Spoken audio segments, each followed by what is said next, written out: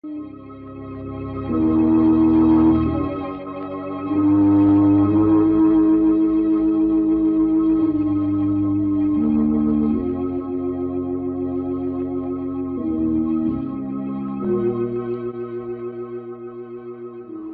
knows what evil lurks in the hearts of men? The Shadow knows. This is the Shadow. My hypnotic power has clouded your mind. The Shadow! Yes, the Shadow. I'll be there in every empty room, as inevitable as your guilty conscience. Because her name is Justice, and her revenge for your mockery will be death.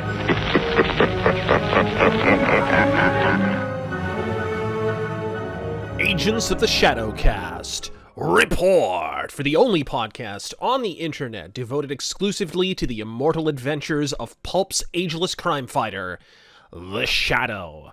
Ladies and gentlemen, we return after a bit of a lengthy multi-month hiatus for the second season of the Shadowcast. And as I already teased on the Shadowcast blog, which I recommend you follow on blogspot.com, this season is going to have a theme just like the first one. All of the seasons are going to be themed. And the particular theme of this season is the Pulp Avenger. This means for the entire season, we are going to be covering the first year of the Shadow's pulp crime-fighting exploits, because one of the things that I've constantly recommended, as I've had more and more people ask, hey, how do I get into the Shadow pulps? What's the best way to go about it? One of the things I've done is I've recommended a few highlights over the course of the Shadow's publication history. Unfortunately, many of those are immortalized in some of the earliest editions of the Shadow double novel pulp reprints from Sanctum Books, which is absolutely fine. That's a great way to do it. That's how I initially did. But once I realized I was really interested in the continuity of it, I went back and I ordered all of the first stories in order. And then I read the first 10 basically back to back to back. And that really is when I began to appreciate just how alive, how vibrant, how absolutely fantastic these pulp stories are. So if you've ever wondered exactly how all of these older Shadow novels that I've recommended in the past, how they all fit into the broader continuity of the Shadow, and just how much continuity there actually was in the opening years, how we built the mythos of the Shadow and introduced all of the agents, well, folks, this season, the Pulp Avenger will be precisely what the crime doctor ordered. And what better way to start out than with a brief summary of the Living Shadow. As many of you know, my very first episode of the Shadowcast was already devoted to a review of the Living Shadow. I will refer you to that for a more detailed synopsis, but we will briefly touch on it here before we move on to the second novel, The Eyes of the Shadow. The Shadow agents introduced in this story include Harry Vincent, Claude Fellows. I guess if you want to count Joe Cardona, who comes along a lot later, we introduce him. We're introducing the Shadow's use of the Fritz disguise, wherein he basically disguises himself as a janitor at Police HQ. Fantastic disguise. And we're also kind of introducing the element of the Shadow as a master of disguise in general. We introduce several recurring villains, including Ezekiel Bingham, Steve Cronin, Diamond Burt Farwell, who you'll know from later Shadow story. He pops up later. This is one of the great contributions of Walter B. Gibson to pulp fiction. This idea that, yes, we have standalone stories, but we don't have a standalone world. We do have a continuity. We do introduce characters in earlier novels that are going to pay off in later ones, Diamond Burt being probably foremost among them. Diamond Burt, arguably, is the first example of a kind of proto-supervillain that the Shadow ever has.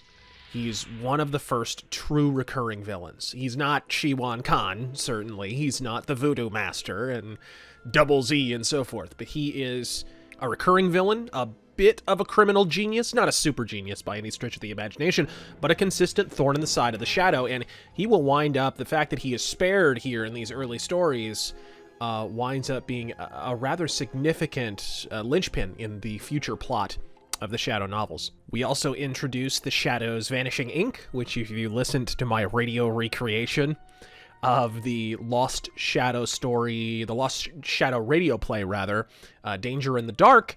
You'll be familiar with that. By the way, Jeff, you may be interested to know that the check you wrote on the Carter Business Stationery was written in shadow ink, vanishing ink, by my orders. That's what happened. I'm afraid so. But this was a common conceit in the Shadow pulp novels, and it was really cool to see it on that radio episode, along with several other early episodes of like the Orson Welles incarnation of the radio show. In those first 2 seasons, you got some pulp elements, especially the first one. But you're introducing a lot of things. You introduce the Sanctum, the Shadow's Sanctum. This is the first instance of the Sanctum. The Urusol ring, you know, the ring on the Shadow's hand, that is another one. You're getting a lot. Another one, and this was kind of iterated from the radio show, as I understand it, from the Detective Story magazine hour, where the Shadow delivers messages over the radio by he delivers secret messages by emphasizing certain words, right? So it really interesting stuff. And again, these are all recurring elements. Diamond Burt, of course, will return in the...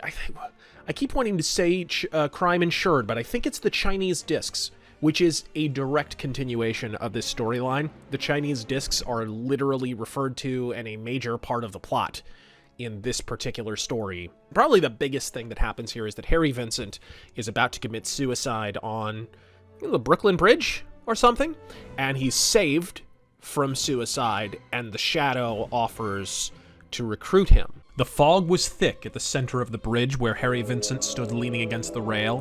Mist, thick black mist, nothing but mist. It seemed to invite his plunge.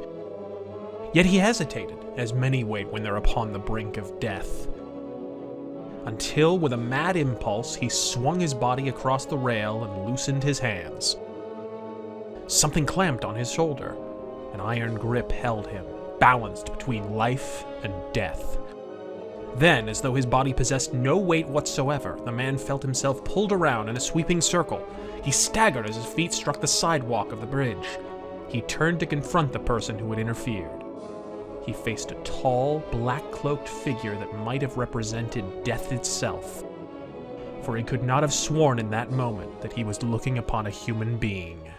This is one of my favorite things about this story, and again, I'm kind of delving a little deeper into this than I would like, because this is really just supposed to be a cursory appraisal, but this, as an opening, really needs... They kind of touched on it a little bit in the 1994 film.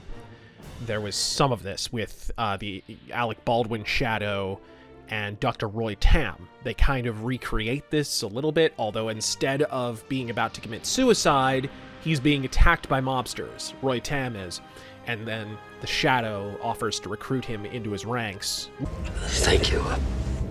You fellows are probably busy. You can just drop me off anywhere along. You're Dr. Roy Tam, a professor in the science department at NYU. Yes. I've saved your life, Roy Tam. It now belongs to me. It does? Roy Tam, by the way, is a actual Shadow agent in the pulp novels, as you will all see. There's a number of other recurring characters who show up. I know Steve Cronin does, and Steve Cronin becomes, a constantly recurring character. I'm rereading Momsman on the Spot, and I apologize for the spoilers, but he's in that, so he obviously doesn't die here. A lot of things are introduced here. I mean, it's really quite incredible looking back on this, just how much of the Shadow mythos has been introduced in just this one story, The Living Shadow from April 1931. How much of it stood and withstood the test of time, and yet at the same time, it's kind of amazing how many more elements were introduced in the eyes of the Shadow, and those became even bigger parts of the Shadow mythos, and we'll talk about those in a moment.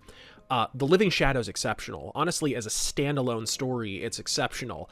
I guess if I had one critique, and it's not really a critique if you consider that this is really the first part of a trilogy. The first 3 Shadow novels are a trilogy. They flow from one to the other, which is one of the reasons the Eyes of the Shadow gets a lot of stick from contemporary literary critics and pulp fans and so forth, because it's the middle chapter and it doesn't resolve much. But I like The Eyes of the Shadow for a number of reasons, and we'll talk about that in a minute. But The Living Shadow, probably of all three of the stories, The Living Shadow stands on its own the best.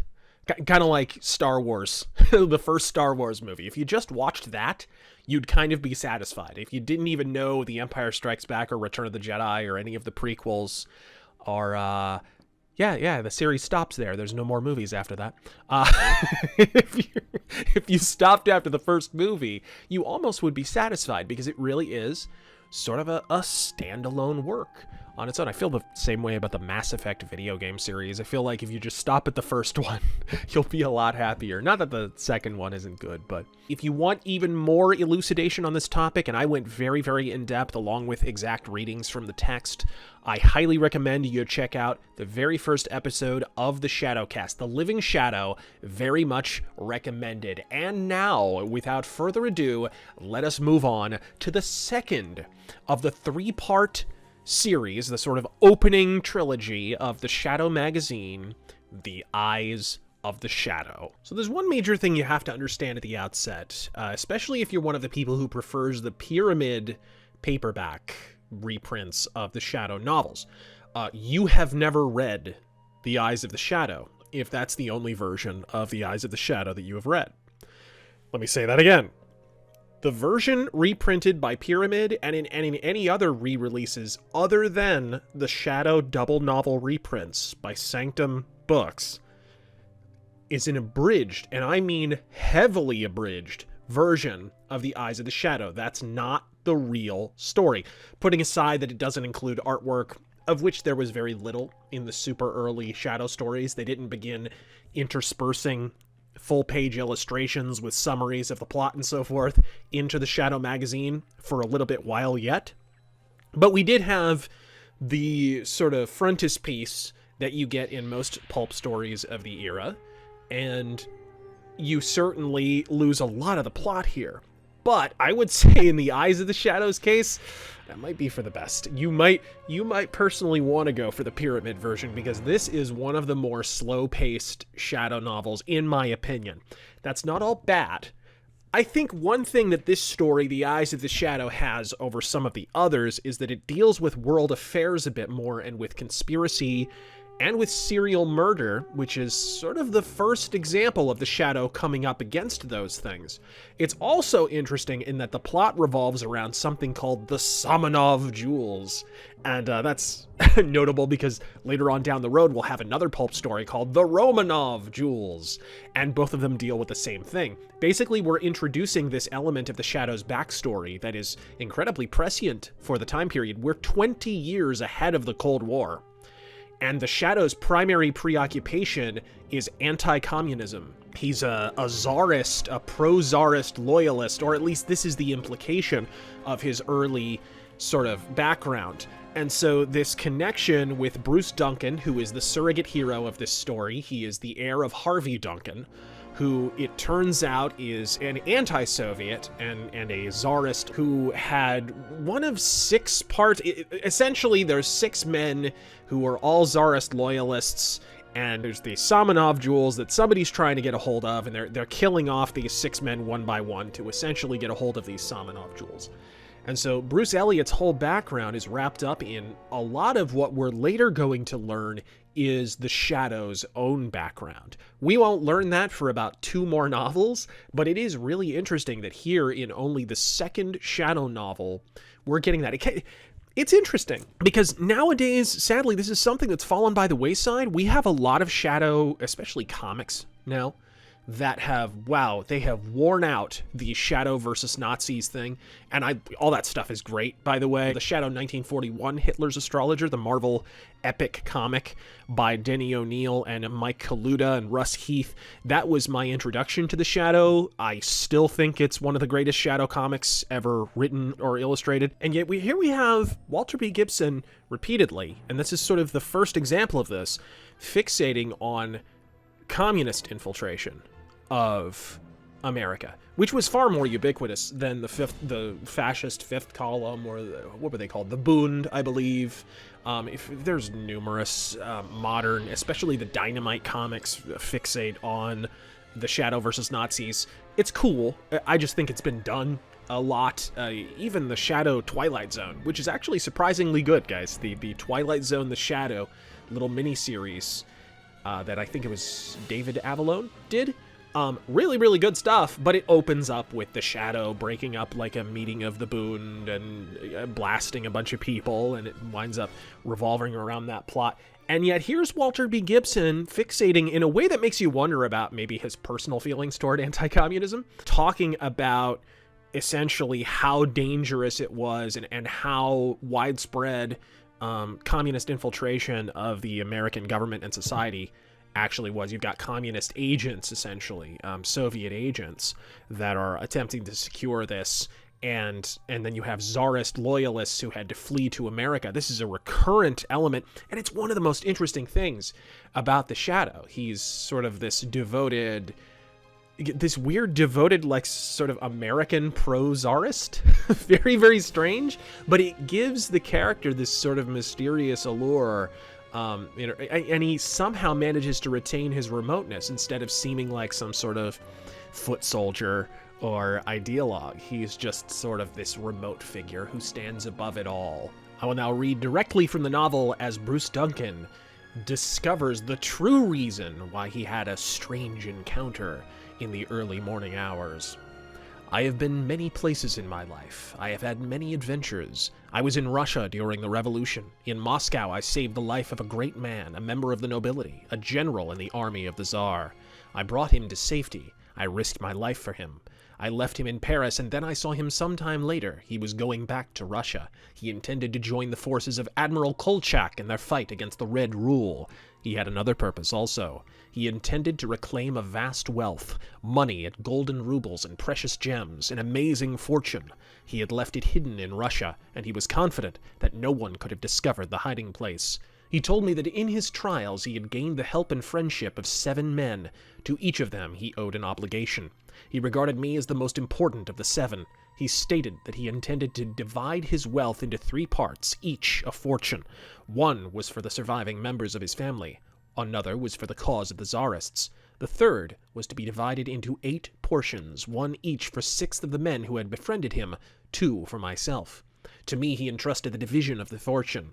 He gave me a sealed box containing the insignia of a high royal order which he or his messenger would recognize. He gave me a sealed envelope containing the names of the other 6 men with their descriptions. Some day, he declared, I would receive a message simply stating a time and a place for a meeting. There I would find him or his messenger. The other 6 would be present, each notified independently. At that time, I should open the box and reveal the insignia. The fortune would then be given to me without question. My next duty would be to open the envelope, learn the names of the other 6 friends, and identify them. To each I should give his share. Should any be absent, it would depend upon me to find them, and to give their shares to them or to their heirs if they had died. I regarded this as a sacred trust. Upon my return to America, I constructed a hiding place and kept the package in the envelope there. My health had failed, and I lived indoors, always remaining in that room. For as years passed, the matter became to me the most important subject of my life. My Russian friend was killed in the rout of the Kolchak forces. Still I maintained the trust, confident that he had placed his affairs in the hands of some relative or trusted friend. I have earned my reward. 1 week ago I received a letter that stated the time and place of the meeting. I added the letter to the package and the envelope which contained the names of the other 6 men. When you read this, I will be dead before the meeting time. I rely upon you to fulfill the mission and to receive the wealth that would have been my reward. And while that plot is interesting, it's a bit ginger in getting going, I think it's fair to say. Takes a little while. Again, I think the abridged version of this story probably moves a little bit better. Anytime you have a literal chapter called 2 Men Speak, you know that you're maybe indulging over much in exposition. Just a hair. There's quite a bit. There's far too many chapters of just sedentary exposition, and sometimes those chapters are back to back to back. You'll literally have 2 or 3 chapters in a row where it's just exposition, and that's a big no-no in pulps. In Walter B. Gibson's defense, he said many times, you know, the first several stories, he was kind of figuring his way out. He was figuring out how to write these stories in such a way that kept the action moving. I know he expressed some sentiment later on in life, like it would be hard to go back and read those first several stories, but he felt like he found his voice and his formula as he went on. So I did the first story, and they liked it. And I did it in a hurry, so I was just building for the others. And they said, go right ahead. So I did the first 4. And by the time the second one was out, why, the first one was beginning to sell out, and so was the second one. And so they jumped the issue and said, keep on doing more of them. Do another 4, they said. And then they said, do it monthly. Next thing, they wanted them twice a month. Well, this was the Depression. And that was a good thing to be doing. That is not to say that this is bad. This is actually a very, very good story and might actually be my favorite of the first 3. It's just, you have to hang with it. The opening chapters are real slow. About a third of the way in, it picks up speed. You get into the mystery and the serial killings, and all of that gets really, really interesting. And this becomes maybe the coolest in terms of plot of all 3.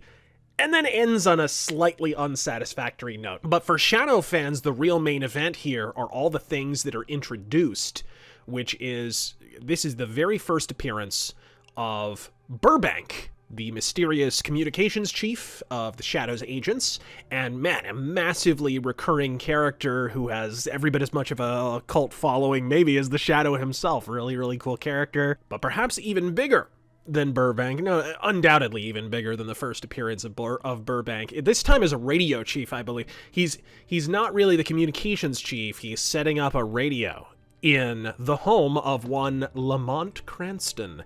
And this is the very first time that the name Lamont Cranston is associated with the Shadow. This is the first time we get into a double identity that could possibly be plausible for the Shadow, only we're only suggesting it here. That's what's so cool about this. Man, if they ever make Shadow films, I hope they handle it almost exactly like this, where they suggest who the Shadow might be.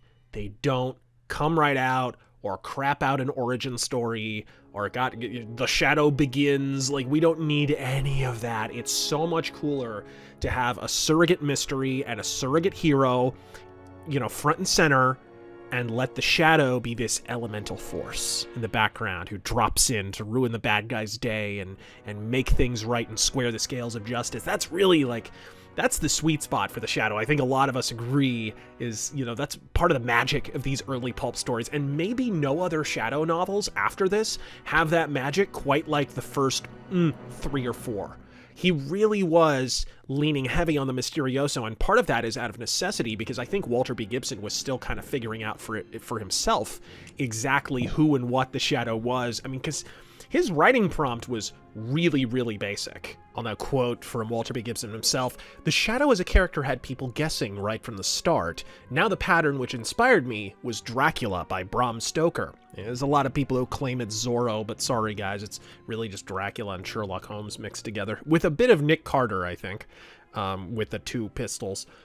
I was very fond of Dracula and things of that sort, so Dracula as the villainous character crept in and got more weirder and weirder as the thing went on, and it all sounded very real. Well, I was confronted with something like that with the Shadow. I felt I had to take this nebulous character and make him believable. He was sort of like a benign Dracula.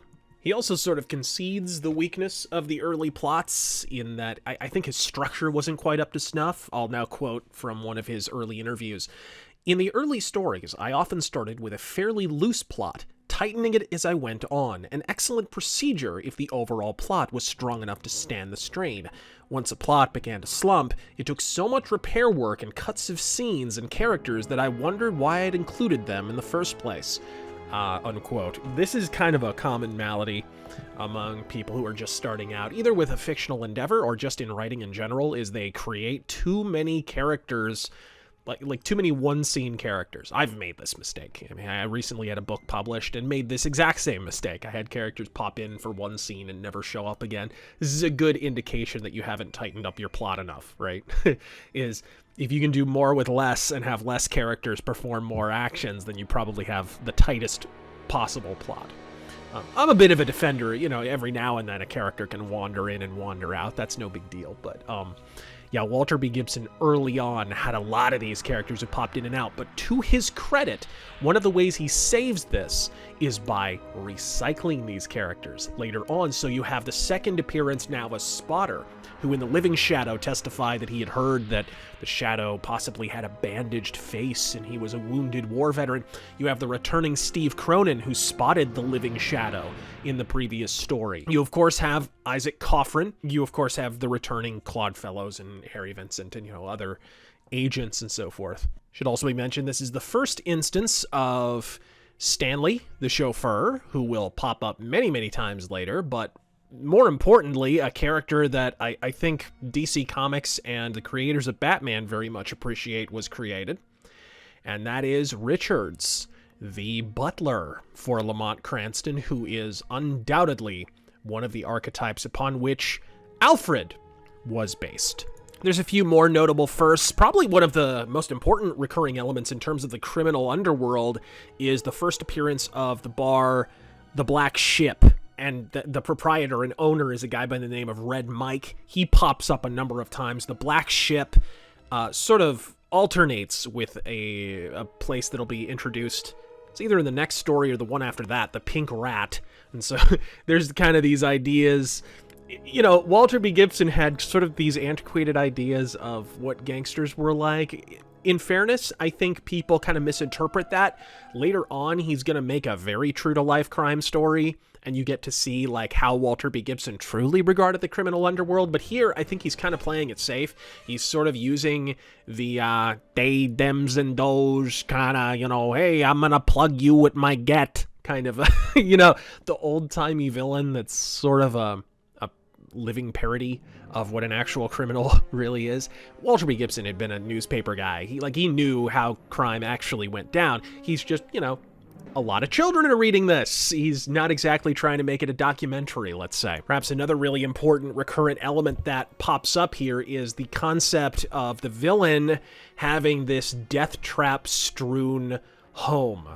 And you see this again and again and again, especially with Oriental adversaries. There's a lot of, you know, floors falling away and moving walls and disappearing doors. And it's clear from the fact that this pops up again and again that Walter B. Gibson loved this idea of just random death traps and kind of a living labyrinth in somebody's home. The unexpected. He was always about the unexpected. Of course he would be, being an illusionist. And so when when Harry Vincent and Abdul, the Hindu servant of his departed relative now, infiltrate the wily Isaac Coffrin's home, it rapidly becomes an absolute death trap. And I'll now read from that particular sequence. The Hindu still held the flashlight toward the side wall of the room. The crushing barrier was coming closer, slowly but certainly. There might be 20 minutes now left them, perhaps only 15. Duncan's mind was unable to calculate. Abdul was leaning against the other side of the compartment. Bruce Duncan joined him. Together they watched that ever-approaching instrument of destruction. Thump, thump, thump. "A few minutes more," murmured Duncan. "A few minutes more, and we can only wait. Wait and hope." This was more terrible than the gas-filled room above. There, death had crept upon him almost unknown. Here, it was announcing its approach. The young man and his Hindu servant stood silently side by side. Neither spoke. Both stared rigidly before them, calm yet fascinated by that huge moving surface. Thump, thump, thump, thump. The wall was coming closer, closer, closer. Damn it, R2, just shut down all the garbage smashers on the detention level, for crying out loud. But anyway, this will be a familiar element. You know, you'll see this in the Chinese discs and a number of the Chinatown episodes. For some reason, Walter B. Gibson seemed to associate Chinese people with floors that fall away and doors that fall in and weird secret passages. In the overall, I really like the Eyes of the Shadow. There's actually... I think, like it for the atmosphere, some of the backstory. We're, believe it or not, we're alluding to some of the Shadow's origins. In fact, with some of the sort of table setting with regard to the Russian Tsarist origins of the Shadow, we even have a recurrent character that I didn't even catch upon my first reading, who pops up in issue number 4, The Red Menace, and that's a character called Burchik. He winds up being sort of a supporting character in that. I didn't even catch him the first time. But I love all that stuff. And the prose is so utterly underrated. The closing passage, you always have great closing passages in these Shadow pulps. Always, always, always, always. There's just some great descriptions here that kind of make the Shadow unearthly. And that really, really shines in the first 3 Shadow novels especially. I'll now read from the tail end here. "There was a knock at the door, Sahib," declared the Hindu solemnly. "When I opened the door, the box was upon the steps. I saw no one but the great dark shadow. I saw 2 burning spots like eyes. Then they were gone. Only darkness stayed there, Sahib." While the others stared at Abdul in amazement, a thought flashed through Harry Vincent's brain. Those spots that Abdul had seen were living eyes. The burning optics of a weird avenger who had conquered crime. They were eyes that Harry had seen in the past, eyes that he would see again when he encountered new adventures in the service of a mysterious master whose command meant law to Harry Vincent. The Eyes of the Shadow. If you would like to follow along with the Shadowcast and read The Eyes of the Shadow and The Living Shadow and so forth, you should check that out in the Shadow double novel reprints from Sanctum Books and Nostalgia Ventures, ladies and gentlemen. They are only going to be in print until the end of the year, so you'll want to get right on that. Before we move on to the second part of this episode of the Shadowcast, I want to touch on something that sadly occurred during our mid-season break. And folks, that was the passing of the amazing James Randi. Why do I mention this? You know, this is just a random illusionist and a man known primarily for his skepticism of supernatural phenomena. I mention it because he was a friend of Walter B. Gibson's. Walter B. Gibson was one of his heroes and also his contemporaries for a time when, albeit he was considerably younger than Walter B. Gibson. Actually, I was just listening. It's funny that this happened. I was just listening to James Randi's podcast in an episode from not that long ago. I mean, I think less than a year ago. And he was actually discussing Walter Gibson. And so I'll play that clip for you now, guys, so you can appreciate that we sadly have lost yet another link to the Shadow's creator, the great Walter B. Gibson. So many of us in the skeptical profession, or the skeptical bent, let's put it that way, have found that many magicians really believe in the woo-woo. A good example of that would be Walter B. Gibson, who was a confidant of Houdini's and actually wrote most of Houdini's books. He was the ghost writer, and speaking of the ghost, didn't he also do The Shadow? And but late in his career, wrote a lot of books on psychic powers and astrology. Really a prolific writer, but mostly in the paranormal. When I found that out, it really surprised me, because I knew Walter very, very well. He was very skeptical about all of these things, and I don't know that he honestly wrote those books and really meant what he said in them. I have an idea that maybe he just had a writing block and had to start turning out stuff that he knew would sell. Because as we know, woo-woo sells very, very well. The public has a hunger for it. And I rather suspect that Walter stepped out of character at that point.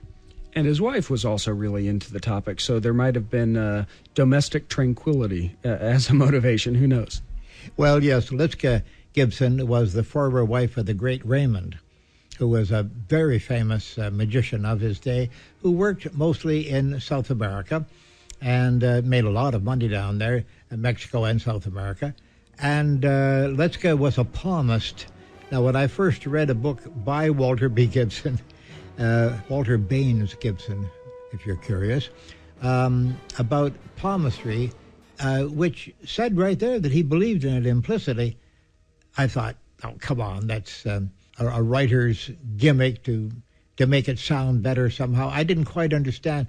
It was only in later years that I began to realize just how dedicated he was to various forms of woo. And I think that domestic tranquility in his household was preserved, maybe just barely, by the fact that he did accept palmistry and subsequently all kinds of other nonsense. Interesting fact there, he actually got Walter Gibson's middle name wrong. I believe it's actually Walter Brown Gibson, but I think he was confusing it with LBJ, Lyndon Baines Johnson. I think that was just a bit of a brain fart on James Randi's part, because by all accounts, they were actually pretty well acquainted and, coming from similar magic circles and being interested in a lot of the same topics in terms of literature and so forth. So they're not trashing Walter B. Gibson there, by the way. They discuss at length in many episodes what they call woo-woo, which is essentially just phony paranormal phenomenon, bending spoons and so forth. It's something that James Randi basically built the latter years of his career on. He famously had $1 million prize, I believe, for anybody who could, under accepted scientific conditions, demonstrate any supernatural ability. I believe he began that prize in the 70s, and nobody ever collected it. Several people, including Sylvia Browne of Montel Williams fame, claimed that they were going to collect it, and then never returned James Randi's calls. So I guess we can consider that now formally unclaimed. He did discontinue the prize several years ago, simply because it was getting to the point where they were having to sink so much money into setting up the scientific experiments and getting ready to actually test the paranormal phenomenon, and then the charlatans wouldn't show. And so they were just wasting lots more money, frankly, than was warranted, probably approaching the amount of the prize, just proving that these people were frauds. And of course, there was no way really to broadcast it in public in any way that would really matter. But James Randi, also a very good magician, it must be said.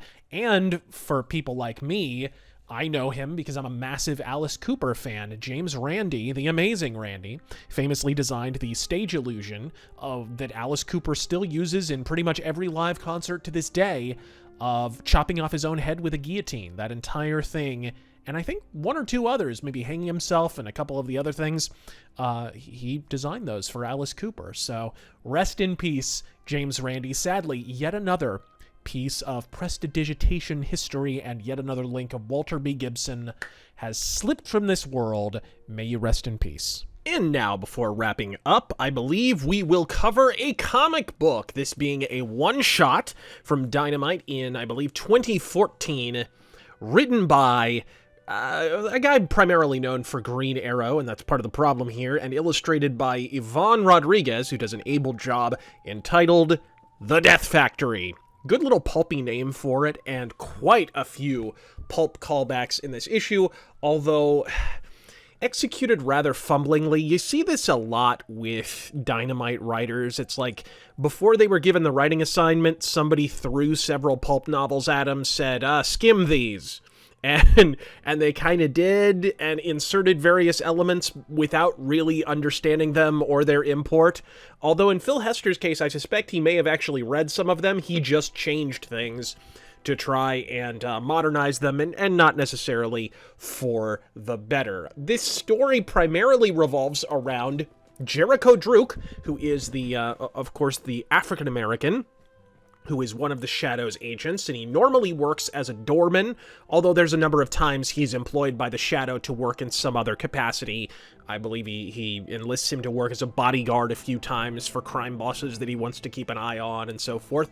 And he's primarily known for his great strength and very forward-looking of Walter Gibson at the time. You know, this gets a lot of stick from modern revisionists and so forth who want to portray the pulps as being in some way racist or problematic. But the truth is, Jericho Druk, by the standards of the time, was really treated as not an equal to the Shadow, because none of his agents really are equal to the Shadow, but, treated as equal to any of the Shadow's agents in terms of ability and utility.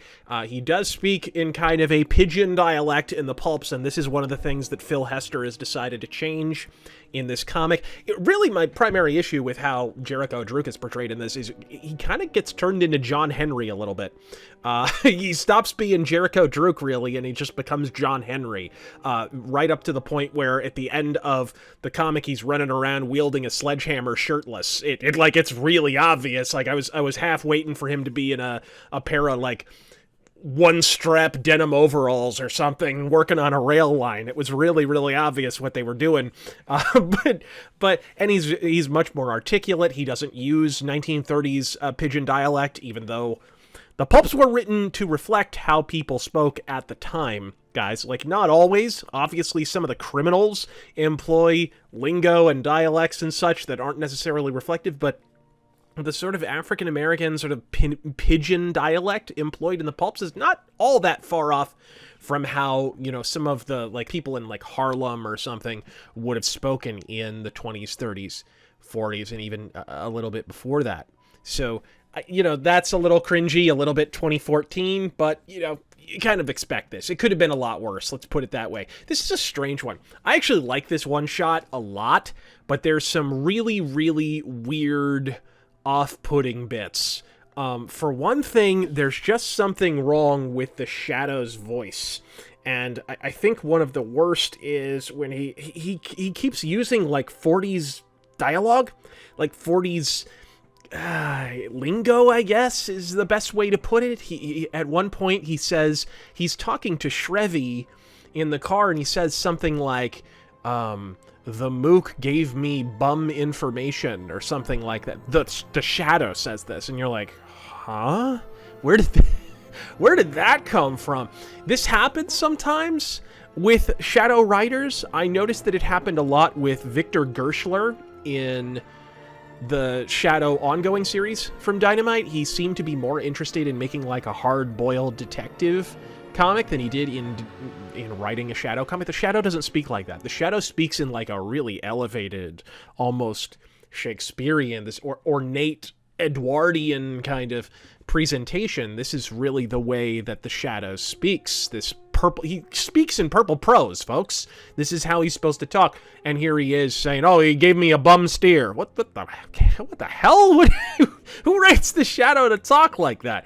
There's a few instances of that, but there's also some really good stuff. We, of course, have to get Margot Lane involved. Actually, we get a lot of the Shadow's agents involved. That's one of the really cool elements of this particular comic. We get Burbank in here, and it's the Mike Kaluta version of Burbank with the weird steampunk goggles on, which is a little strange because this is basically a diesel punk comic. Like, this is not a period 40s, 30s kind of thing. This is diesel punk. This is almost like an alternate history thing, because you have a bunch of weird diesel punk technology. You have a literal robot in the Death Factory, Eisenman, who is in thrall to this Nazi car factory owner guy. And what was I saying earlier, guys?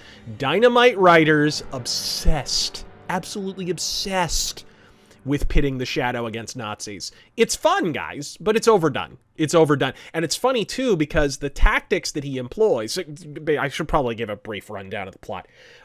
Essentially, there is a car factory that is pruning workers from all other car factories in New York, of which I'm sure there are myriad. and they all wind up working for this weird German company called Richter. And they're known for making terrible cars. So essentially, think Yugos. They're making 1930s Yugos. And as they're pruning the workers away, there's weird disappearances that are occurring, and the Shadow goes to investigate the situation, knowing that Jericho Druk no longer works as a doorman, and now works in one of the Richter car factories.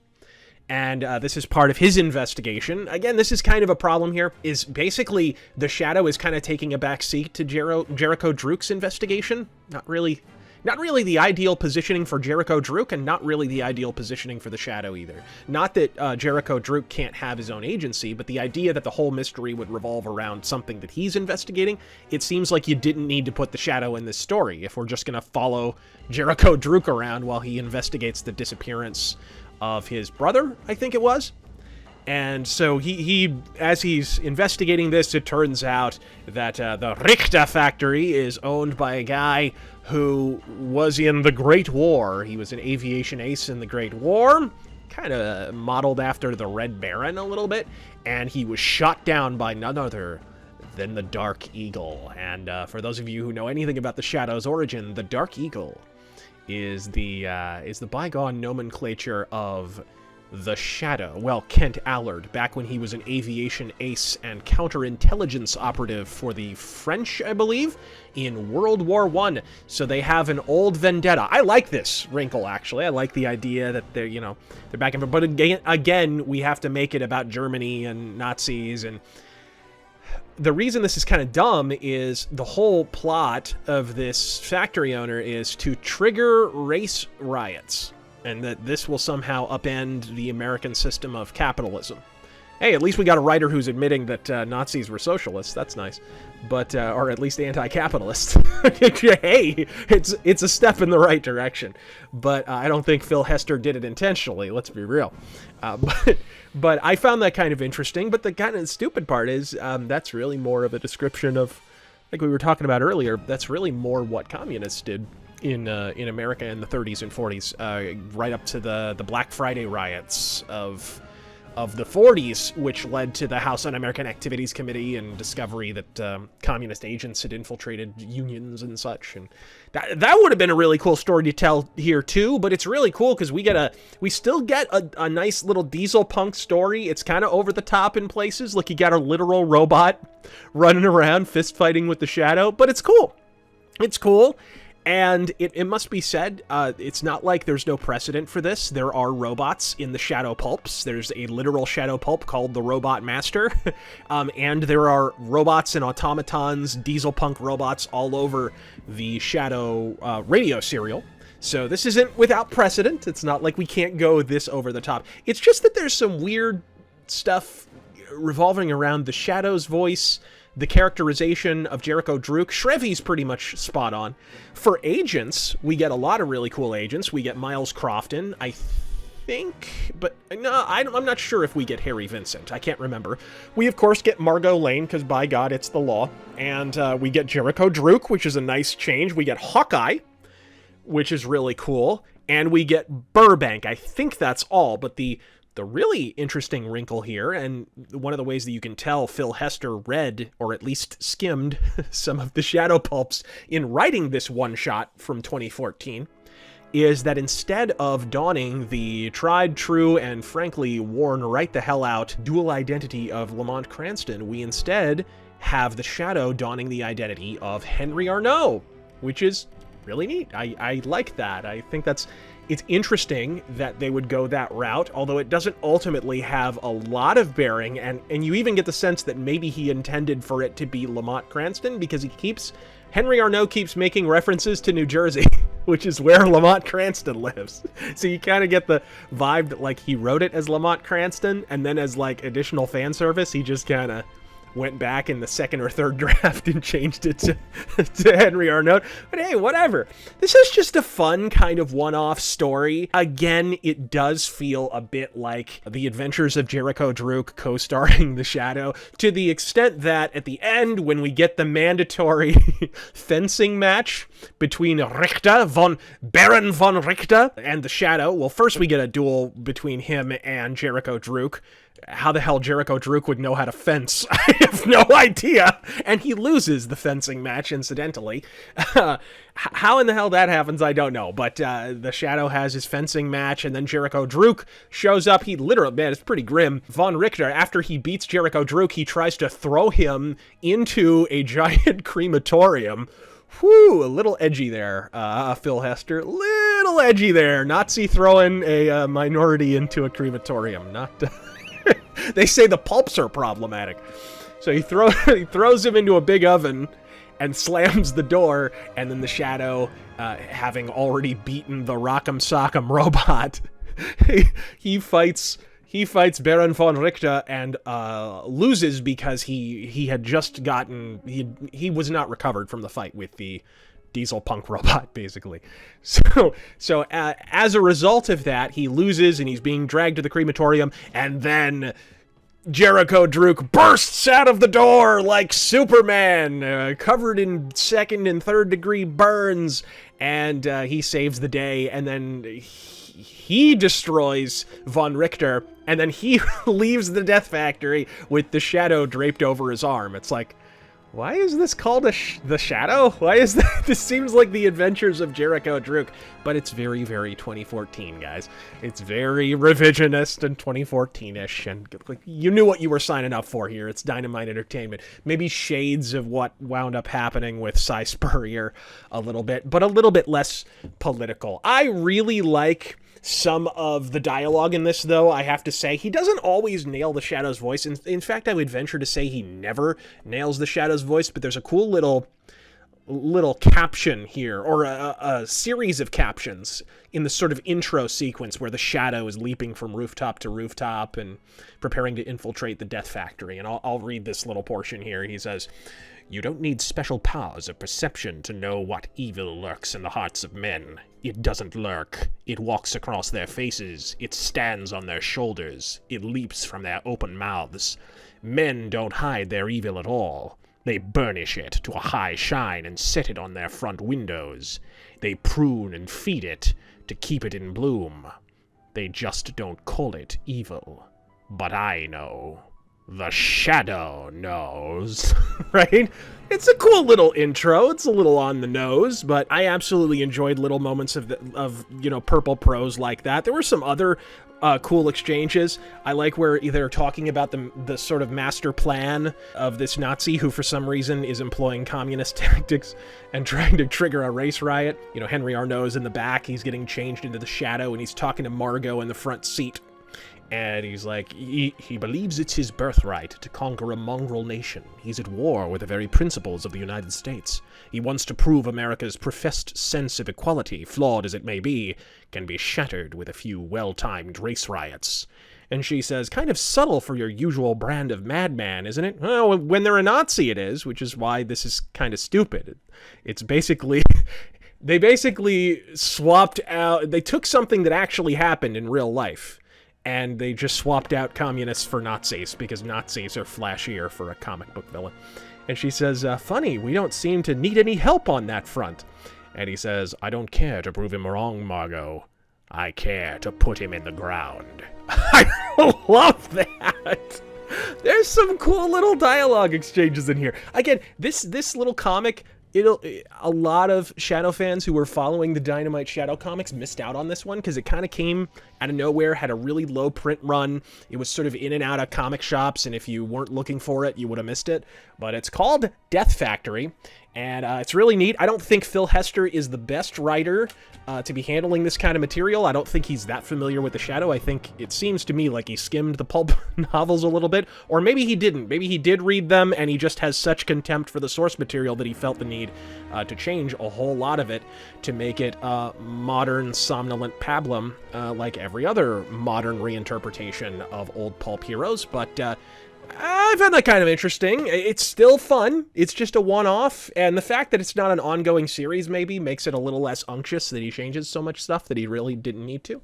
But I really enjoy the Death Factory. If you can find it, you should definitely pick it up. In fact, I think it's on like Google Play. You can just download it. It's pretty much available everywhere, as most of the Dynamite Shadow comics still are, even though they lost the license, which is kind of strange. I'm wondering when that's going to change. But folks, that brings us to the end of the first episode of Season 2 of the Shadowcast. Until next time. The weed of crime bears bitter fruit. Crime does not pay. The Shadow knows.